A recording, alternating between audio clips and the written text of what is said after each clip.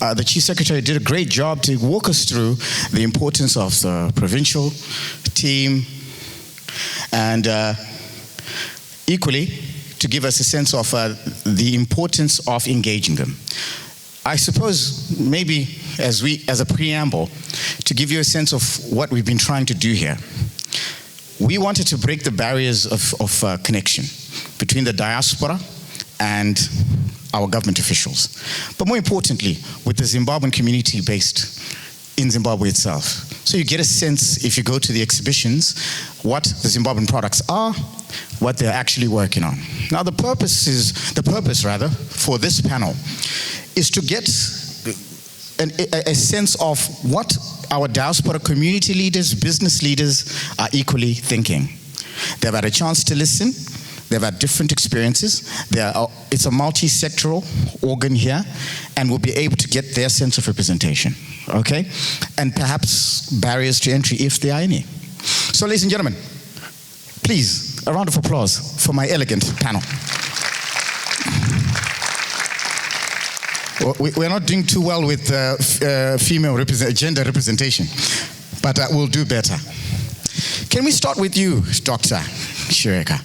You have had a lot of experience. You've organized communities here who are professionals as doctors and nurses, and you've done a lot of work in collaborating and bringing together the voices of the diaspora. I'd like to understand, in terms of the work you're doing in Zimbabwe, can you explain what the work is? Can you give us a sense of background, what you've been able to achieve so far? Yeah, thank you very much. Protocol observed, the Excellency Ambassador and all the resident ministers.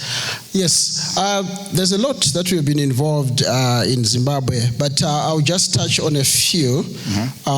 We've been involved in having medical aid. We've also involved in leadership. We are proud that we have worked with a lot of doctors through the Doc BC Leadership Academy, and from 2020 we have had the Zimbabweans that have qualified with leadership and management in health, over 450 people that have passed through.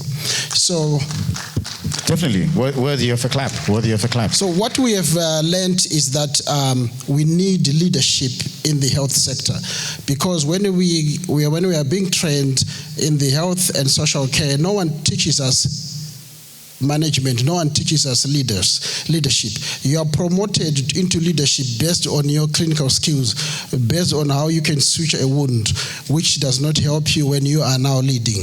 So we are addressing that gap, and it's working quite well. But what we have identified some gaps, and I'm actually honored that we have got resident ministers here. I did travel.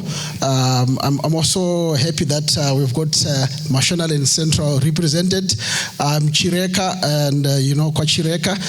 So I did visit. Not to be confused as your own property. Or I see. Okay. I did visit Karanda Hospital, and I was really impressed. I saw people from Mashingo, people from Blue Whale, people from all sorts of places going to Karanda Hospital. Karanda Hospital is not a specialist hospital, it's not a central hospital. Karanda Hospital is a district hospital, but people are going there. So where am I going to? What I'm going to is that we have seen, even here, that the UK, we've got primary health care, which is very strong. And when we go back, I only saw a doctor myself when I was at the university. I was treated by nurses at a local clinic. So we need to go to the basics, where we start strengthening our clinics, where we say from the diaspora, let's adopt a clinic. Every diaspora, where you come from, you adopt a clinic, and then you start working with that clinic and see what we can do. Because what we are finding when we are trying to support, if we go to Parenyatwa, go to our hospital, there is what we call inappropriate attendances. People are going there with things that can be managed in the rural areas, but they are going to Parenyatwa, they are going to Central, to UPH, they are going to Mpilo inappropriately. So if we sort out the basics we can get. So how do you recommend that you devolve that process? Yes, that's why I said I'm happy we've got actually presidents of provinces are here. They represent the president's office. They are in our provinces, so we can talk to them, work from that area. Because when you look at, I've been to Kenya. They've managed to do work quite well in Kenya in that. Every county, they've got these specialist hospitals.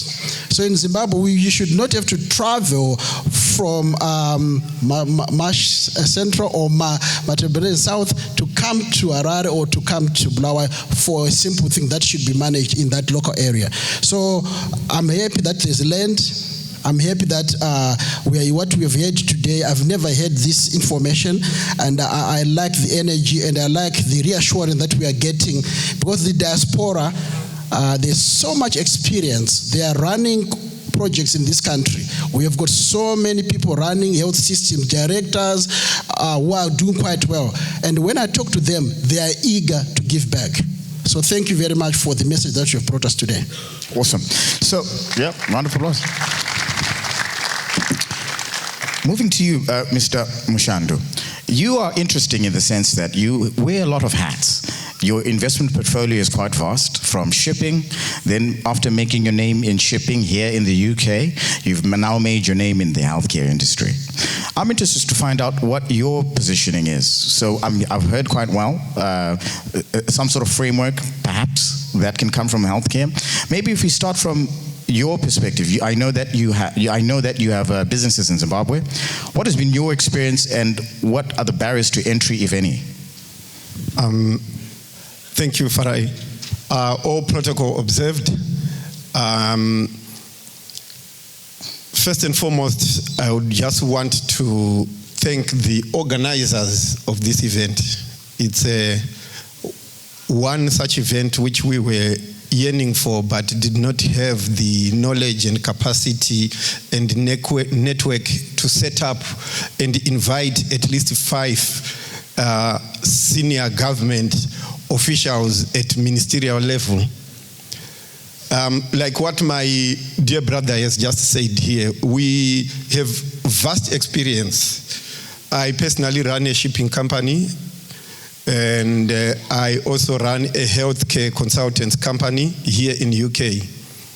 The thing which I discussed with Farai some few days ago is that I have offices in Zimbabwe, I have offices in UK, offices in Namibia, Windhoek and Walvis Bay, but I don't have an office in Zimbabwe. But I'm a Zimbabwean.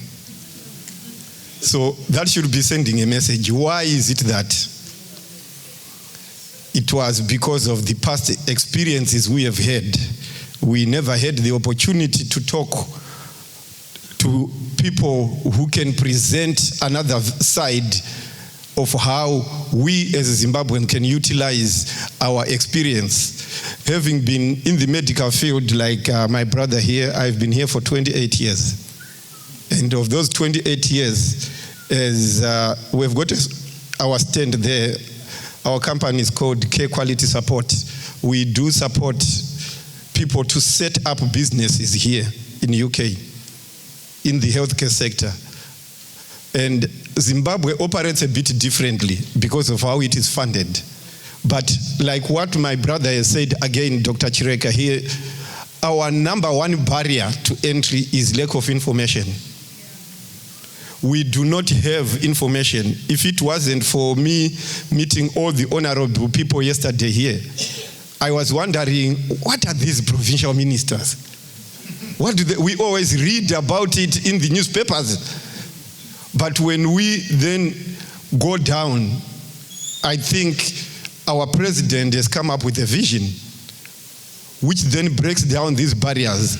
So to come back to your question, Farai, our experiences has been that to set up things in Zimbabwe, I think I told you when we had another conversation, it has taken me, I don't know for people who are here, it has taken me 3 months to open a company in Zimbabwe. And this, with the mantra which we are saying, Zimbabwe is open for business, it needs someone determined like me, who is a Zimbabwean with interest in Zimbabwe. But what if there is someone who is British, when things are not working, they just give up and go somewhere? So that has been the barrier. The systems just to set up the simple things to the point, like I'm saying, later on I've got my provincial minister here, I will talk to them.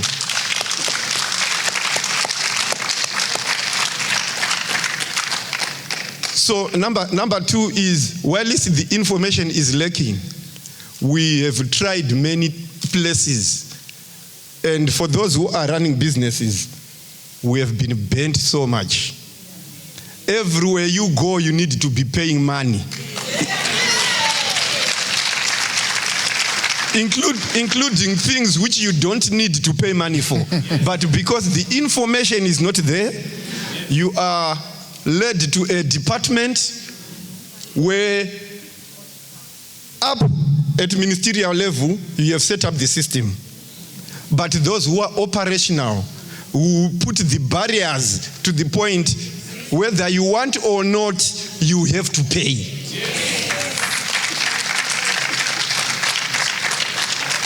But I heard our professor talking here about branding, and I just want to thank the professor, but I want also to take a message back to our ministers.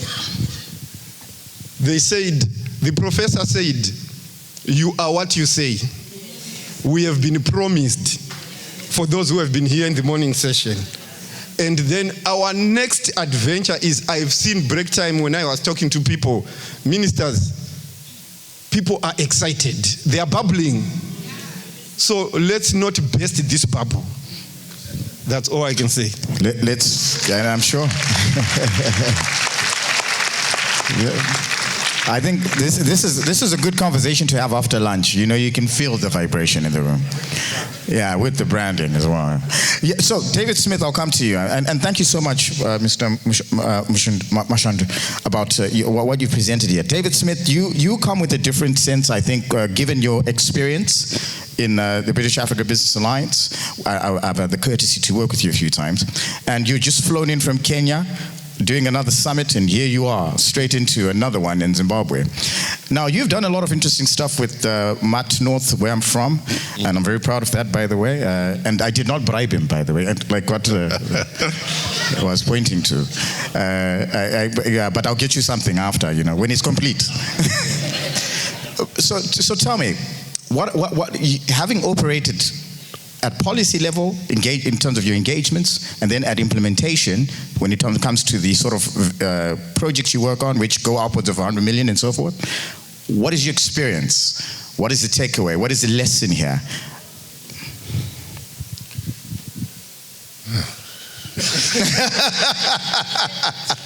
I don't like to be rude in front of my hosts. Well, don't be. No, I shall be clear. I shall be clear.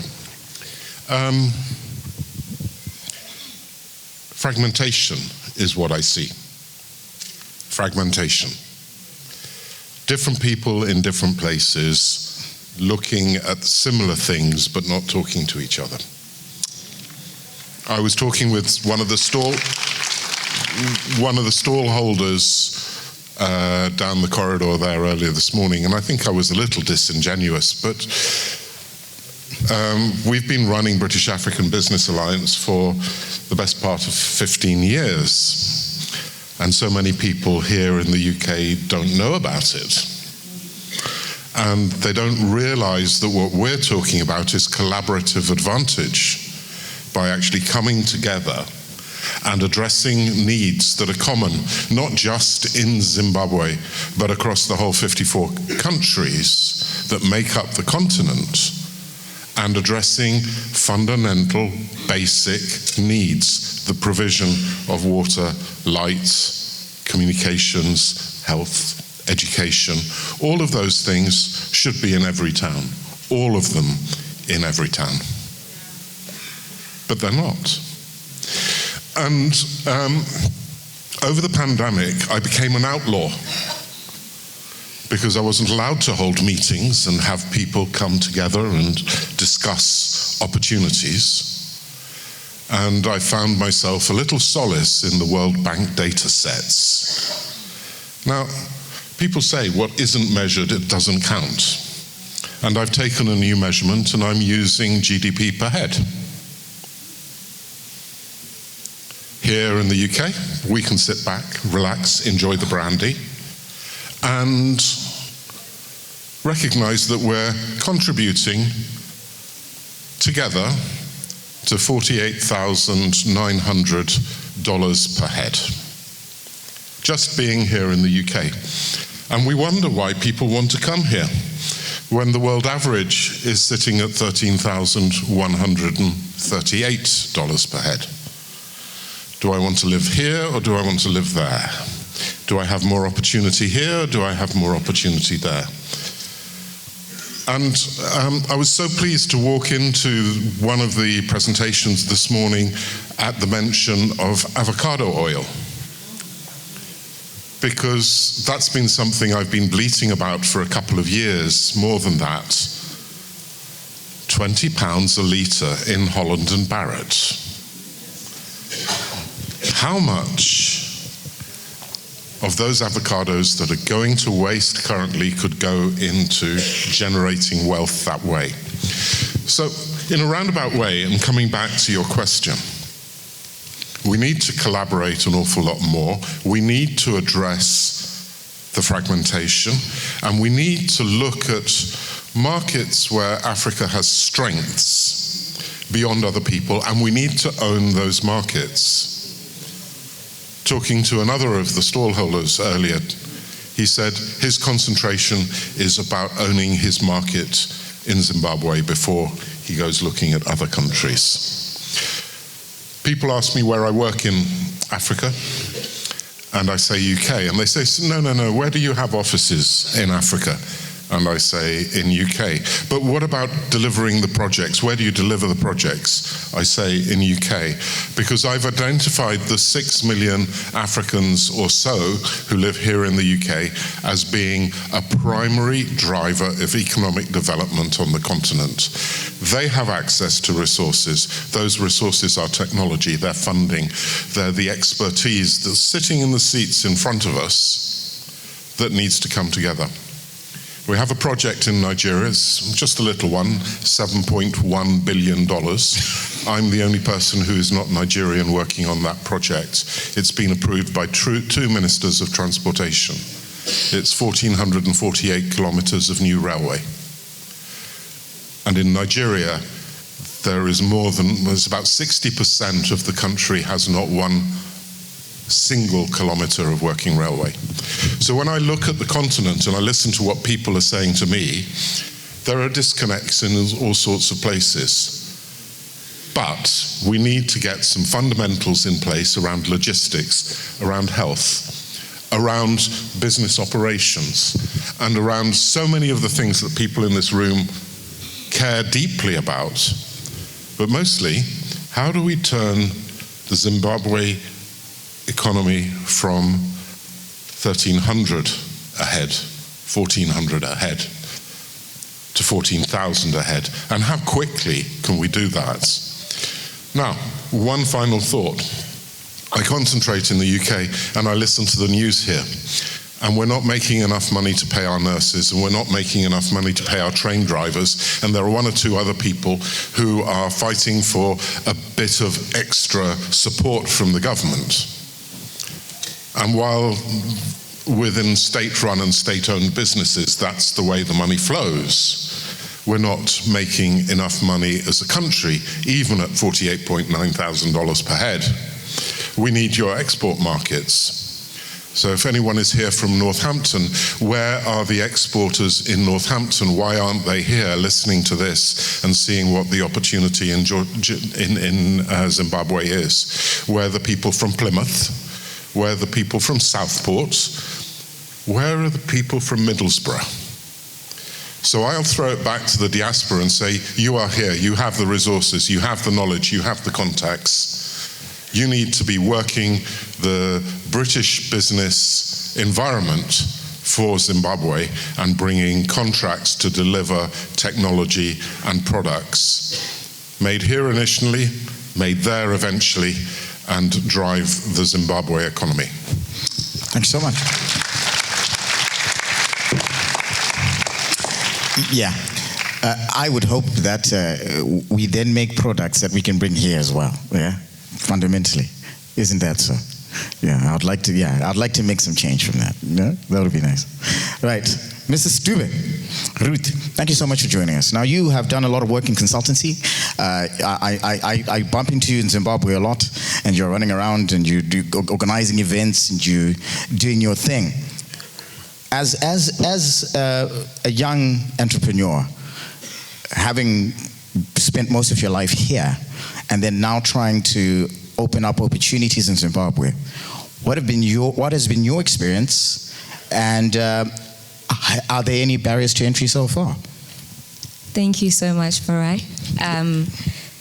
And thank you to the host of the event for organizing such a great platform. And I echo everything that my predecessors have already mentioned and observing all protocols. I think I share so many similarities with what David shares. You've mentioned as a young entrepreneur, but actually I think first of all, I'm a young professional.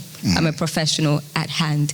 And I've been privileged enough to be surrounded through the events that I do, surrounded by so many young people and young professionals that are in such pivotal positions in their organizations. And I always think when we are talking about investing back in Zimbabwe, I always think but I'm not involved in the conversations.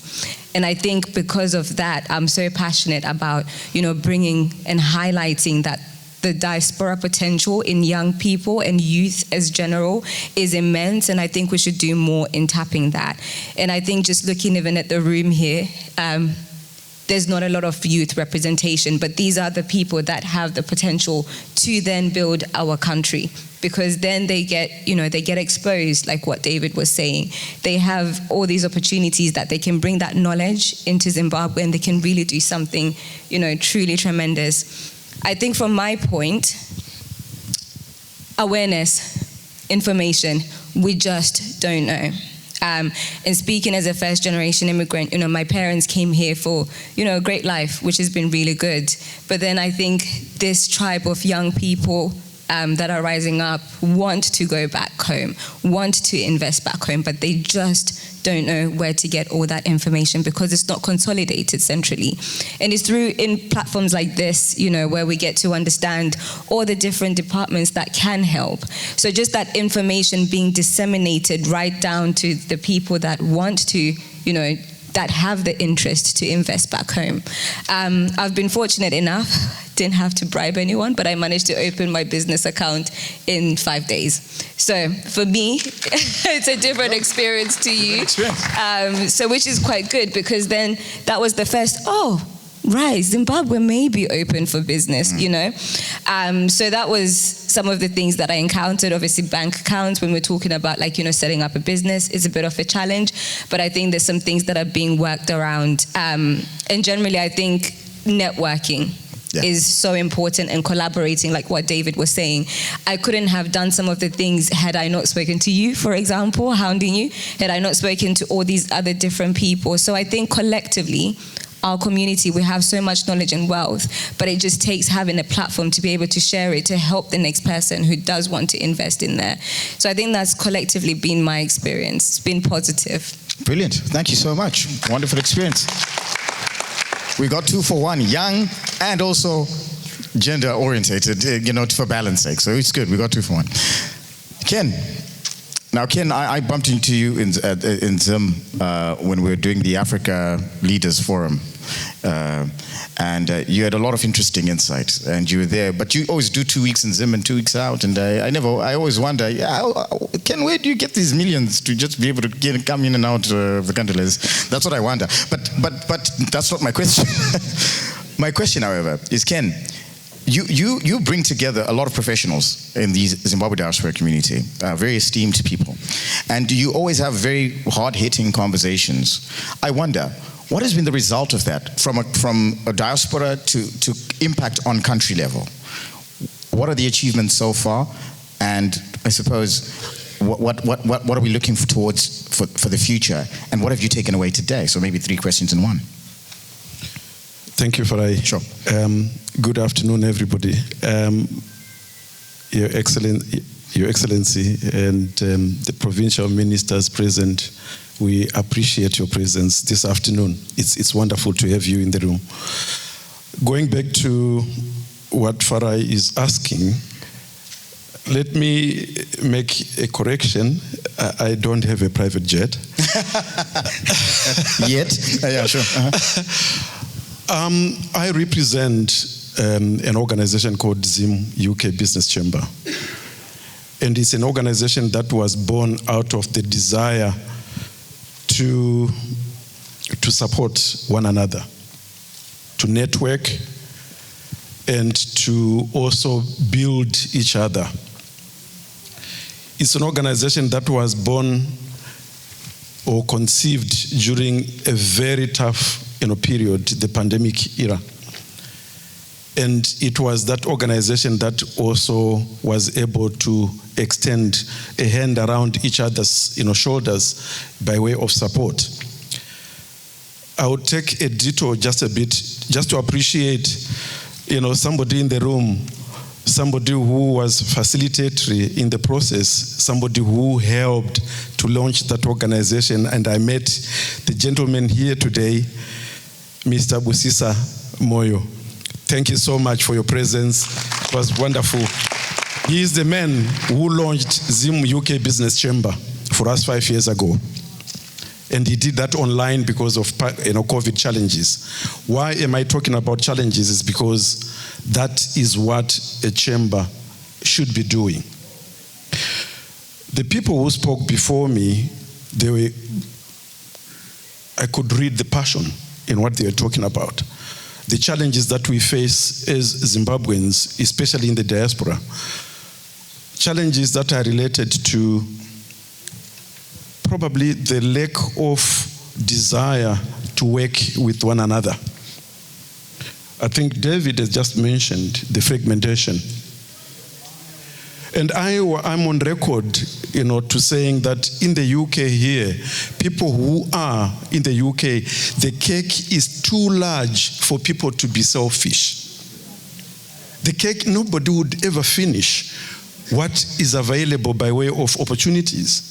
But what it requires is for people to come together and to do this business together, because if we are to pull together, we will get Zimbabwean flag somewhere higher than where it is, because it is the diasporan community that is remitting more than £2 billion or $2 billion into the country at the moment.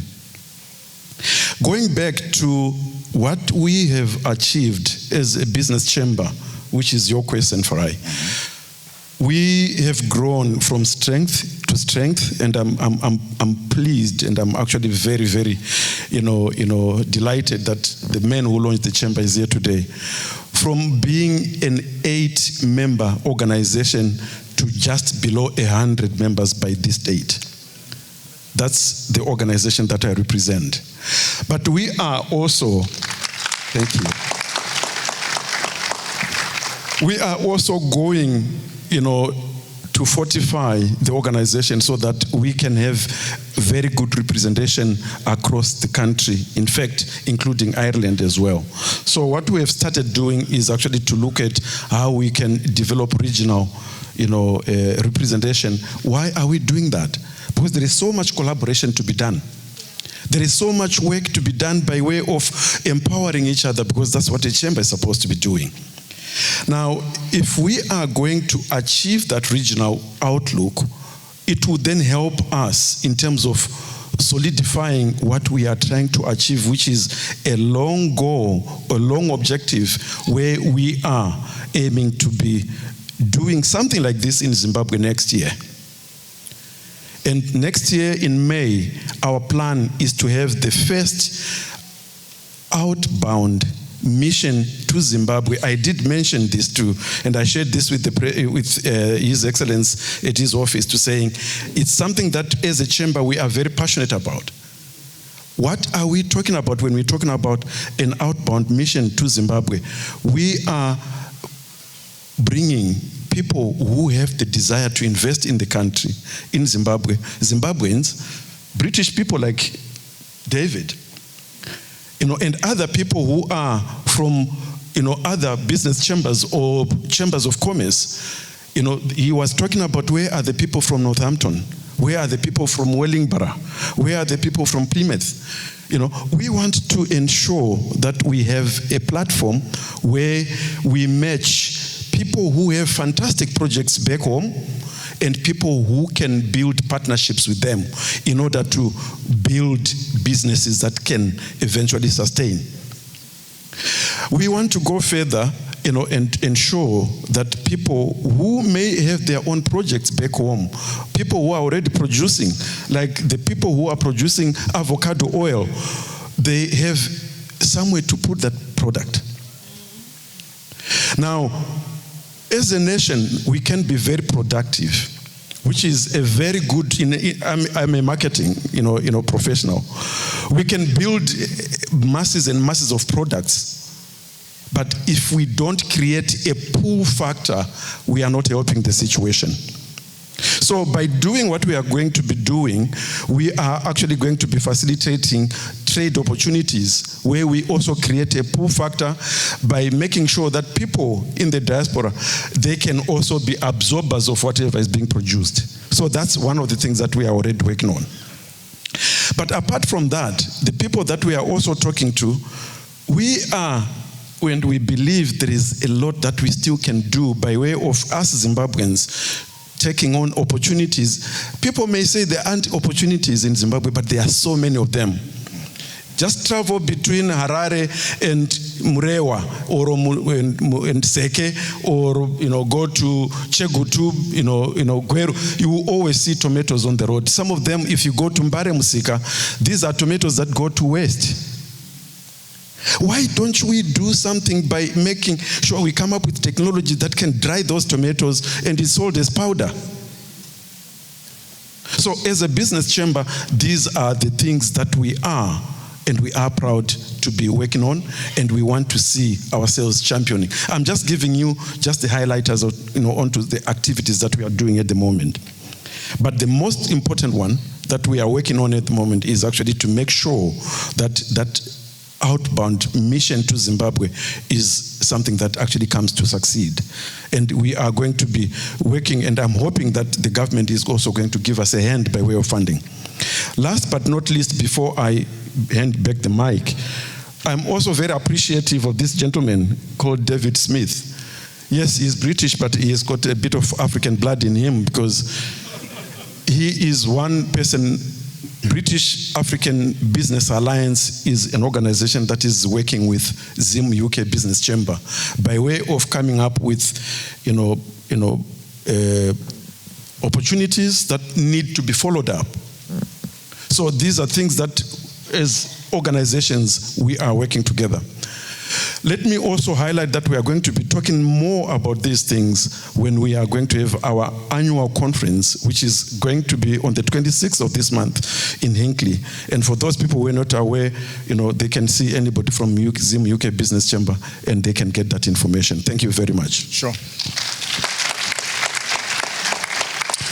I'll charge you later for the advertising. Yeah. Right, so I think we've learned quite an incredible amount here, and hopefully, you guys will have an opportunity to engage with the provincial ministers, who will have, by the way, just so you know, there are after the presentations are done by the provincial ministers, there will be breakout rooms that you can actually go in and engage with them directly. So you'll be able to ask your questions on a one-to-one basis and get more insight on the opportunities that you guys are working on, just so that just a quick notification there.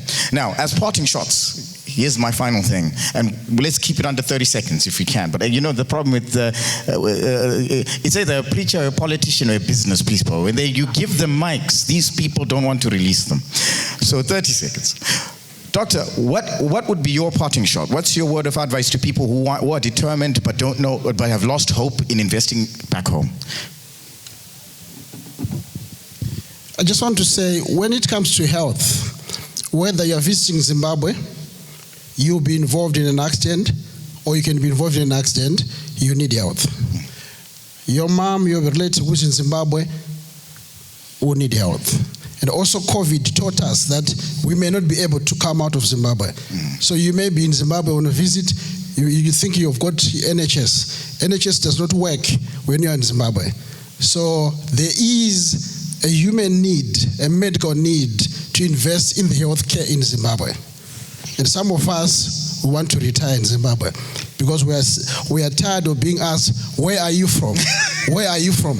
I'm from Kent. No, I mean, where are you from? Thank you. Where are you from?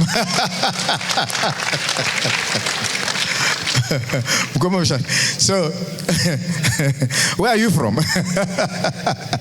So, what's your word of advice for someone who wants to invest back home? I mean, you've done incredible work. I mean, despite the barriers you mentioned, you still have staff in Zimbabwe that you pay every month. What is your encouragement, if any? I think I will keep on parroting the issue of information more than anything else. As it is, my company employs 90 people in Zimbabwe. Those 90 people don't do a single shift for any Zimbabwean. They are servicing UK as an industry. But the conditions down there sometimes are challenging. So it's the information which is lacking for people who want to set up. Remember, we don't also control the narrative of publicity and information because we don't have our own African-oriented press. So the image which people want to portray about Zimbabwe is what they will see. But the reality is when we go to our embassy, when we now are creating new linkages with the provincial ministers, that key information like what they've presented here today, it opens avenues. And we will, last but not least, David has said it all, is the collaboration. We run an organization called Health and Social Care Providers Network, which we formed in year 2020 during COVID because all managers were in a tight position. But little did I know that Dr. Chireka is running exactly the same, but focused on healthcare professionals. All right. So for months and months, I wanted to speak to him. And when I bumped into him, he said, I wanted to speak to you as well. So the collaboration will start from here. But I just want to say thank you so much. Personally, of all the ministers who are here, I will be a pain to you, not for my personal need, because our organization has got 1,608 registered care companies, which I oversee, 99% of them from Zimbabwe. So they should be coming from one of your provinces, which means with the information you have given us, we will also be your mouthpiece and marketing your province. There you go. There you go. And by the way, Mr. Mushando, you will not be getting an introductory invoice for the connection we have facilitated. You'll be pleased to know. David, your parting shot in as far as you've echoed collaboration and you've been a friend to the Zimbabwean community. What's your parting shot to us, given your experience with engaging us and bringing together some of the organizations that have been mentioned? I'm going to talk about perceptions. Right. When I present what we do as British African, I talk about three core markets. The Africa market and what needs to be done on the continent and the issues around that. And I talk about the diaspora as a target market and what diaspora issues are. So African issues, diaspora issues. And then I talk about UK perceptions. And I think one of the things that we all need to think about is how we break down some of the barriers and open up some of the issues and change some of the perceptions. Because when I go to meet the finance director of a UK business and I'm pitching Africa, there are perceptions that they have which put Africa down at the bottom of the list. And we need to change those perceptions. And if Zimbabwe is going to be the next big party, if Africa is going to be the next big party, we need to be sending invitations. come to our party, come and build our conference hotel, come and set up the avocado oil machine, come and set up this. But the difference we need to make sure we do is that we're not inviting English companies or American companies or Indian companies to come and own those. They should be partners. They should be minority partners. They should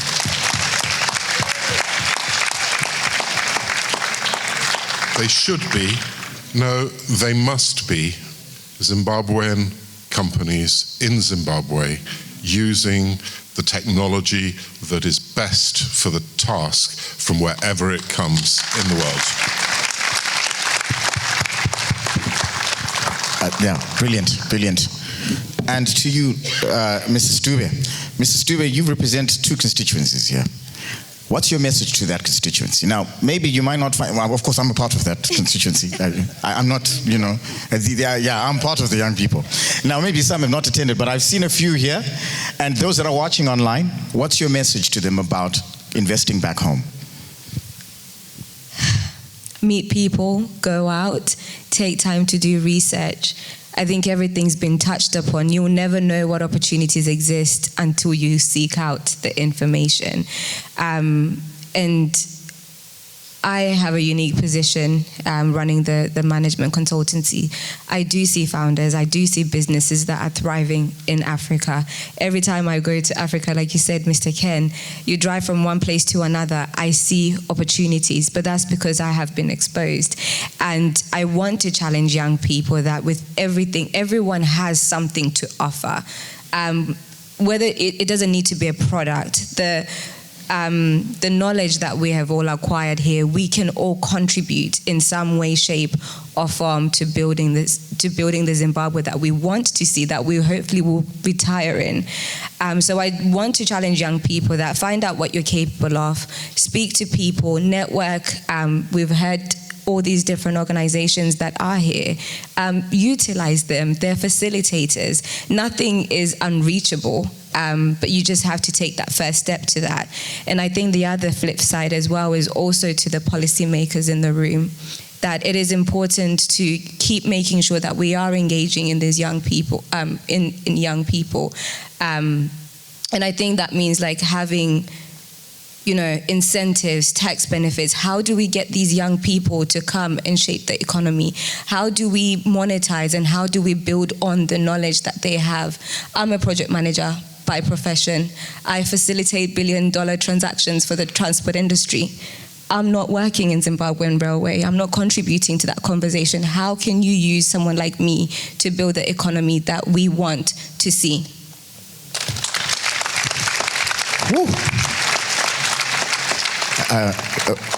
We see Samoya's work is cut out for him today. the future employee, perhaps. Sir, parting shot. So you're building this institution. You've advertised your event, right? You clearly believe in the story of Zimbabwe. What's your parting shot? Friday, my parting shot is there is a lot, there is more that we can do in order to empower. I like the wording that Ruth used. You know, the youth, you know, are people that may not necessarily be looked at the moment. They may not necessarily be given, you know, the enough tools for them to fly. But let's look at Zimbabwe as it is right now. It has a lot of universities. It has a lot of university graduates. But let's empower them. Let's build a solid SME sector that can give skills, you know, to these people and eventually get them to be producing something. Let's not let these people, thank you. Let's not allow these people to be selling Nzimbe. Yes, Nzimbe selling is a business. But are we not honestly supposed to be channeling them to something that is much more profitable for both them and the country? Now, if we are going to be in a situation where we very intentionally build capacity for these people to be doing something, we certainly would see Zimbabwe doing a lot better. Let's also go the other, I like the other term she used, flip side. Let's look at the other flip side. to saying, let's be very intentional as Zimbabwe, policymakers included, to then say, what is it that we are going to do in order to pull Zimbabwean products into the diasporan markets, or into the Western markets, or into any export market? Because by doing that, what you are essentially doing is you are increasing productivity, because the demand increases. That actually has a factor of increasing productivity on the ground. So we would actually see the economy turning much faster than before. Thank you. Thank you so much. Round of applause. Yeah. Well, I suppose my parting shot would be, thank you all for joining me. And I think one of the things you guys have said, which I do share, and it's not a plug, by the way. What I'm about to say is not a plug, right? It's not self-promotion. But everything you've said about information, I run a company called the Southern African Times. And we deal with information, right? So I hope if we can get people who are looking for information around media and business and the market and so forth, look up www.southernafricantimes.com. Not a plug, not a plug. I thought you'd say that. But guys, thank you so much for making time today. And thank you all for having us. And we hope you're enjoying the event. The festivities continue. I welcome the MC back to the stage. Thank you.